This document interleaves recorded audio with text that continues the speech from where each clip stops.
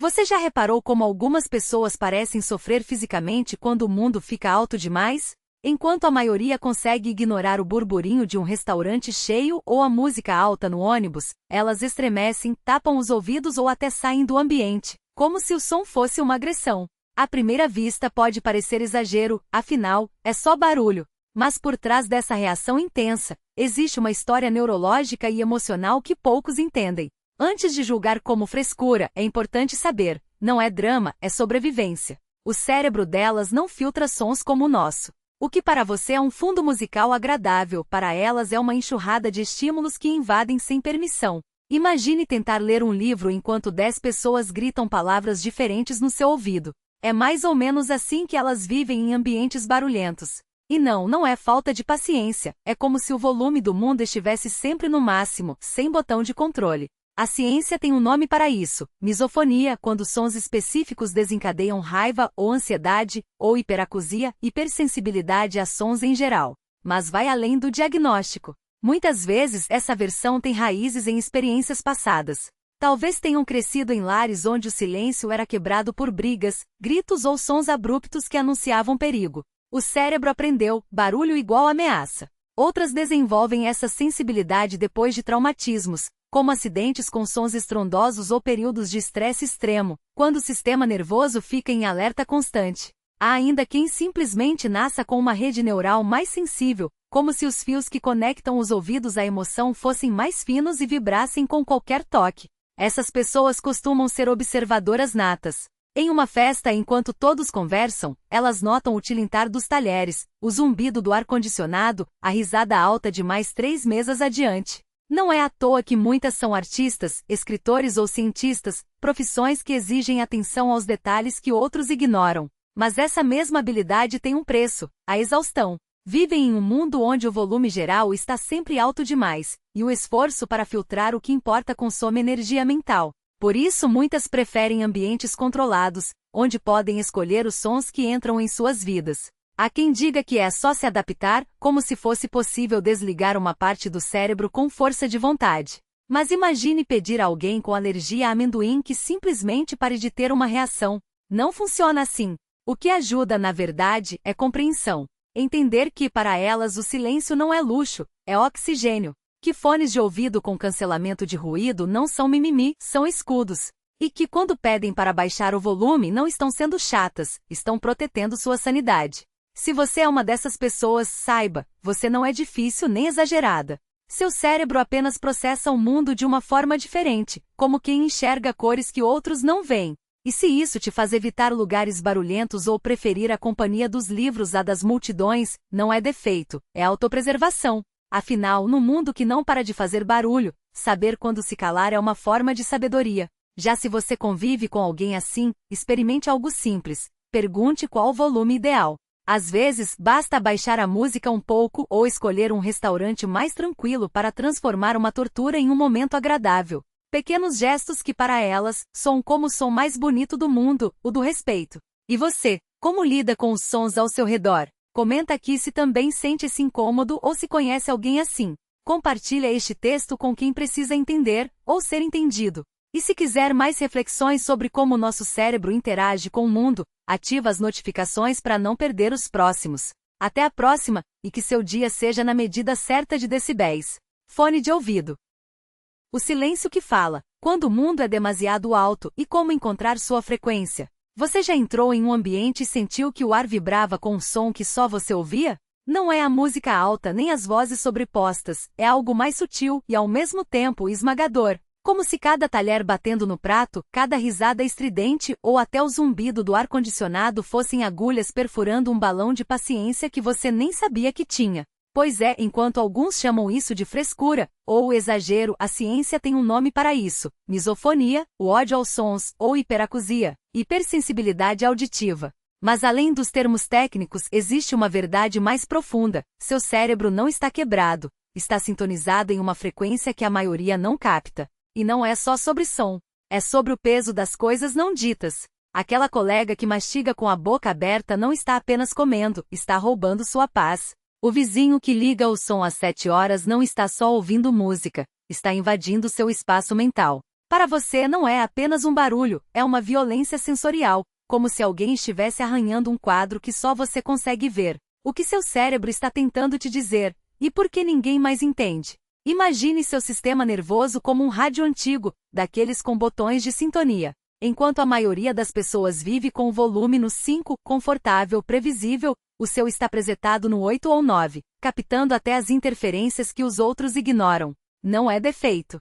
É um superpoder disfarçado de incômodo.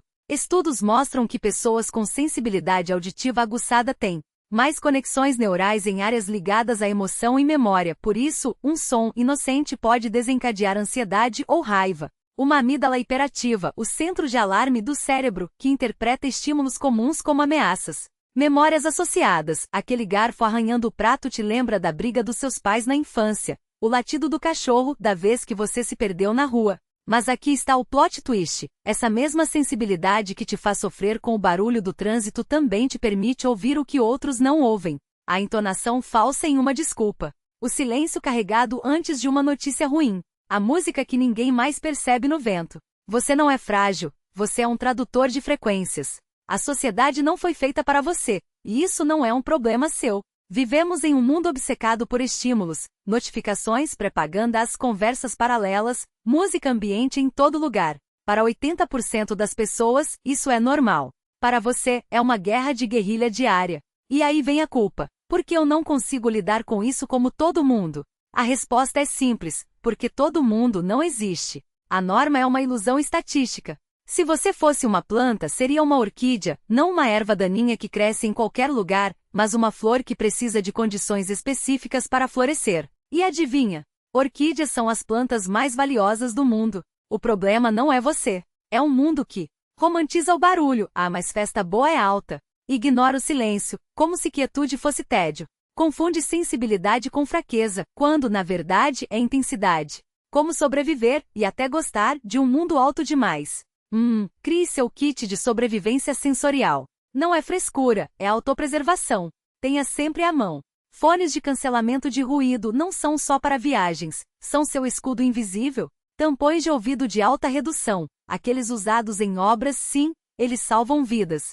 Playlists de ruído branco, chuva, ondas do mar, para mascarar sons invasivos. Um código de emergência com pessoas próximas. Estou no vermelho, igual preciso sair agora. Dica de ouro: se alguém zumbar, nossa, que drama, responda, você também usaria óculos se não enxergasse bem. Isso é a mesma coisa.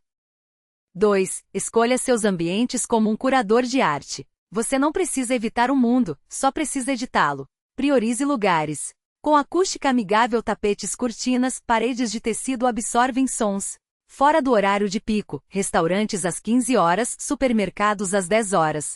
Com zonas seguras, mesas no canto, assentos perto da saída. Exemplo prático: em vez de jantar em um restaurante lotado, sugira um piquenique no parque, ar livre de luz e sons. Troque o cinema por sessões legendadas em casa, você controla o volume.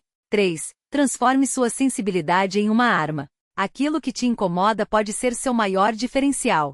Pessoas como você detectam mentiras pelo tom de voz. Estudos mostram que misofonicos têm maior precisão em identificar emoções falsas. São criativas. Artistas como Franz Kafka e Virginia Woolf tinham sensibilidade auditiva extrema. Têm empatia aguçada, porque captam nuances que outros ignoram. Exercício: anote por uma semana os sons que te irritam e o que eles desencadeiam. Você pode descobrir padrões.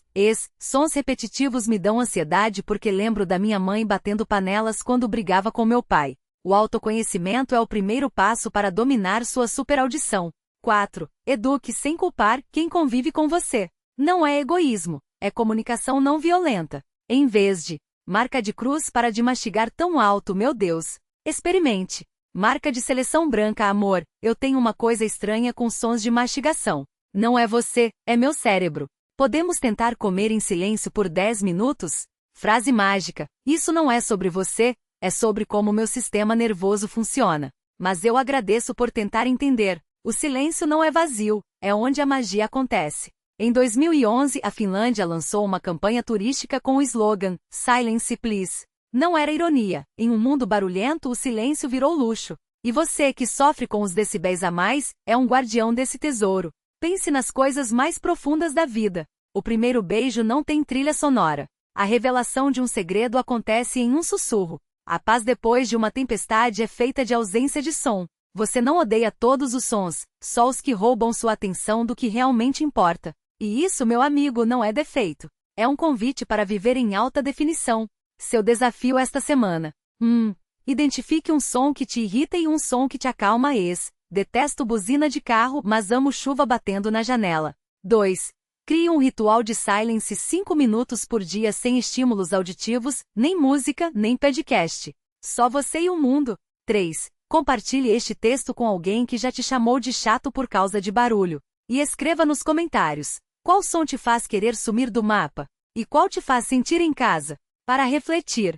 O mundo é ruidoso demais para que possamos ouvir uns aos outros. Mas você ouve até o que não foi dito. E isso, mais do que qualquer coisa, é um domingo. Até a próxima, guardião dos decibéis perdidos.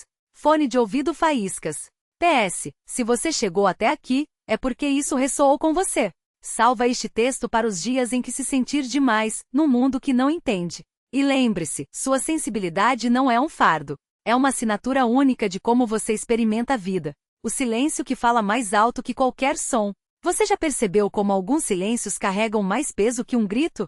Não estou falando daquele silêncio vazio, oco, que preenche salas de espera ou elevadores. Falo do silêncio denso, aquele que se instala entre duas pessoas que se entendem sem palavras, ou que paira sobre uma decisão que ainda não foi tomada. É o tipo de quietude que não é ausência de som, mas presença de significado.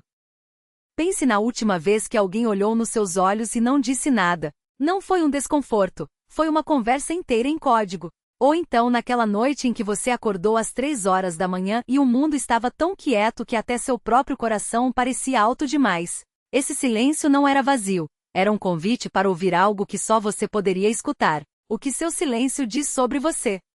Silêncio defensivo. Você cala quando as palavras dos outros são facas disfarçadas de opiniões. Exemplo, em discussões familiares, você prefere engolir a resposta afiada porque sabe que a paz, mesmo falsa, vale mais que a razão. O que isso revela? Você valoriza a harmonia sobre vitória, mas cuidado, silenciar demais pode te transformar em um fantasma na sua própria vida. 2. Silêncio criativo. Você precisa de espaço mental sem ruído para conectar ideias. Exemplo, suas melhores soluções surgem no chuveiro, dirigindo sozinho, ou olhando pela janela. O que isso revela? Seu cérebro trabalha em segundo plano, como um computador processando dados enquanto você finge não estar fazendo nada. 3. Silêncio estratégico. Você cala para observar, porque sabe que quem fala demais muitas vezes perde o controle da narrativa. Exemplo, em reuniões, você espera os outros se cansarem de ouvir a própria voz antes de soltar uma frase que muda o rumo da conversa. O que isso revela? Você joga xadrez enquanto os outros jogam damas. 4. Silêncio ferido. Você para de falar quando as palavras dos outros machucam demais para responder. Exemplo, depois de uma briga, você some por dias não por teimosia, mas porque recolher os cacos da autoestima exige solidão. O que isso revela? Sua resiliência tem um limite, e você sabe que algumas batalhas não são suas para lutar. O perigo de romantizar o silêncio. A sociedade glorifica quem fala pouco, mas quando fala, é profundo. Mas silenciar demais pode ser uma armadilha. Você se torna invisível. Em grupos, sua ausência de voz é interpretada como falta de opinião, e não como escolha. Você engole coisas que deveria cuspir. Raiva, frustração, amor, tudo vira um nó na garganta. Você perde a prática de se expressar. Até as palavras mais simples começam a doer na hora de sair. O equilíbrio. Aprender que silenciar é um poder, mas se expressar é uma necessidade. Seu desafio esta semana, versão avançada. Identifique seu silêncio tóxico. Aquele momento em que você cala por medo, vergonha ou resignação. Não pedir aumento, não dizer te amo primeiro, não corrigir uma injustiça. Pergunta-chave. O que eu ganho ao me calar aqui? E o que eu perco? 2. Experimente o silêncio ativo. Por 3 dias, não fale por falar. Antes de responder, pergunte-se: isso precisa ser dito? Por quem? Para quem? Observação. Você vai perceber quantas conversas são ruído social, e quantas valem sua energia. 3. Quebre um silêncio que já durou demais. Mande aquela mensagem que você adia há meses. Diga aquele não que está engasgado. Conte aquele segredo que só você sabe, mesmo que seja só para o espelho. Lembrete, coragem não é não ter medo. É falar apesar dele. 4. Crie um diário de silêncios. Anote quando você se calou e se arrependeu. Quando você falou e desejou ter se calado. Padrão que vai emergir. Você vai descobrir quais silêncios são sabedoria e quais são prisão. Para refletir e levar para a vida. O mundo ensina que quem não fala não é ouvido. Mas a verdade é que quem não se ouve, não tem nada a dizer. Você, depois desta leitura. Pergunta final. Qual é o silêncio que você mais teme quebrar? O da verdade? O do perdão? O do adeus? E qual é o silêncio que você mais precisa proteger? O da sua paz? O da sua criatividade? O da sua essência? Até a próxima, guardião das palavras não ditas Via Láctea.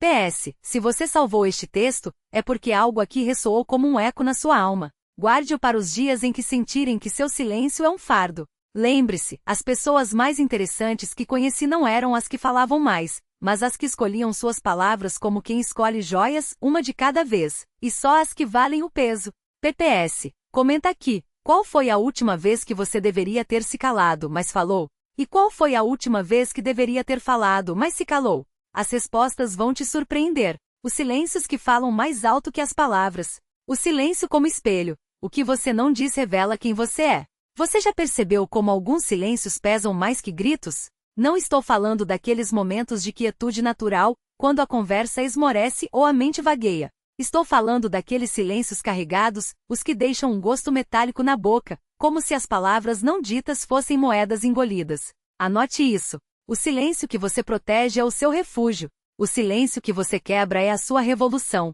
E aqui está a verdade nua. O modo como você lida com o silêncio define os limites do seu poder pessoal. A cartografia do não dito. 3 tipos de silêncio que moldam sua vida. O silêncio escudo, quando calar é sobrevivência. Você já se calou para evitar uma guerra? Não estou falando de conflitos bobos, estou falando daqueles momentos em que falar seria como jogar gasolina em fogo. O silêncio nessas horas não é fraqueza, é estratégia de preservação. Exemplos reais? A discussão com o chefe que você engoliu para não perder o emprego. A crítica à família que você guardou para não romper laços. A opinião política que você omitiu para não perder amizades. Mas atenção, quando esse silêncio vira hábito, ele se transforma em uma jaula. Você passa a viver em modo defensivo permanente, e aí, meu amigo, a prisão não são as grades. É a chave que você jogou fora. O primeiro silêncio que traímos é o nosso próprio. Depois traímos tudo mais. Você, depois de ler isto. 2. O silêncio arma, quando calar é um ataque.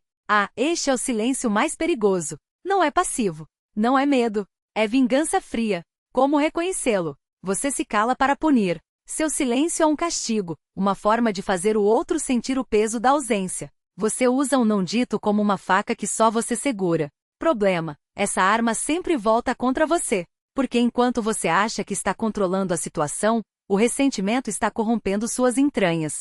Silêncio como arma não fere só o alvo, ele envenena quem o empunha. Quem usa o silêncio para ferir acaba descobrindo que a única voz que calou para sempre foi a sua própria. A vida em algum momento. 3. O silêncio semente quando calar é criação. Este é o silêncio dos artistas, dos sábios, dos que entendem que algumas coisas só nascem no vazio. Onde ele aparece? Antes de uma grande decisão, aquele momento em que você para tudo para ouvir a intuição. Na criação, escritores, músicos, inventores sabem, o barulho mata a inspiração. Na cura, às vezes, o perdão não precisa de palavras, só de tempo e quietude. Segredo: esse silêncio não é ausência de som.